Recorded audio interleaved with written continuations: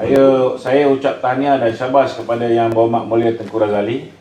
Pertama, beliau sebagai seorang ahli parlimen yang hari ini partinya sudah bersetuju untuk berada di dalam Perikatan Nasional, dan disebabkan beliau mempunyai prinsip tidak menyokong kerajaan Muhyiddin, maka sekiranya beliau hadir pada 26 hari bulan terlibat dalam proses perbahasan dan pengundian, maka kalau beliau mengundi menolak belanjawan itu, ini menunjukkan bahawa beliau telah melanggar keputusan parti dan beliau boleh diambil tindakan. Jadi beliau mengambil langkah yang saya rasa paling bijak, iaitu dengan tidak hadir. Kerana dengan ketidakhadiran Yang Berhormat Mulia Tengku Razali itu sendiri, pertama sekali, beliau tidak menyokong belanjawan yang tidak mengambil kira tentang permintaan rakyat. Ada dua perkara pokok, perkara fokus. Pertama, iaitu permintaan rakyat supaya moratorium diberikan lagi 6 bulan secara automatik. Kedua, ialah supaya KWSP membenarkan pencarumnya mengeluarkan maksimum RM10,000 secara automatik kepada semua yang mempunyai baki di dalam akaun satu KWSP. Ini dua perkara yang utama.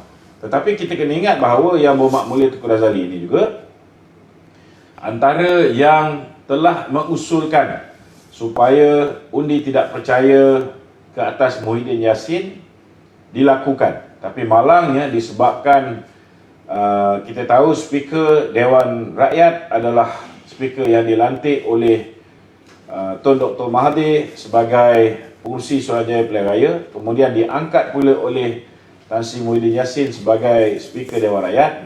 Sudah pastilah usul yang telah dipohon oleh Yang Berhormat Mulia Tengku Razali, dan saya dipahamkan 33 MP lain juga turut memohon untuk usul itu dibentangkan di Parlimen. Tapi disebabkan Kerajaan Pakatan Harapan 2.0 ni tak ada telur, tuan-tuan, maka sesi Parlimen tahun ini, untuk sesi penggal yang ini, sesi ini, sepatutnya ucapan dan perbahasan untuk belanjawan ni hanya melibatkan masa lebih kurang 89.5 jam. Tapi apa yang dia orang buat ni, saudara, mereka pendekkan tempoh perbahasan tu menjadi 66 jam. Dan yang kedua, mereka pendekkan sesi parlimen itu menjadi hanya sehingga jam 2 petang. Dan akibat daripada sesi parlimen berakhir jam 2 petang, maka sesi ini sampai 15 hari bulan Disember hanya akan dipenuhi dengan pembentangan belanjawan, pengundian peringkat dasar akan dibuat pada 26 hari bulan. Kalau lulus pengundian di peringkat dasar, akan disambung perbahasan selama 11 hari di peringkat jawatan kuasa, dan kemudian akan diundi sekali lagi. Jadi mungkin sekitar 15 hari bulan nanti barulah berakhir belanjawan kita, maknanya pembentangan belanjawan.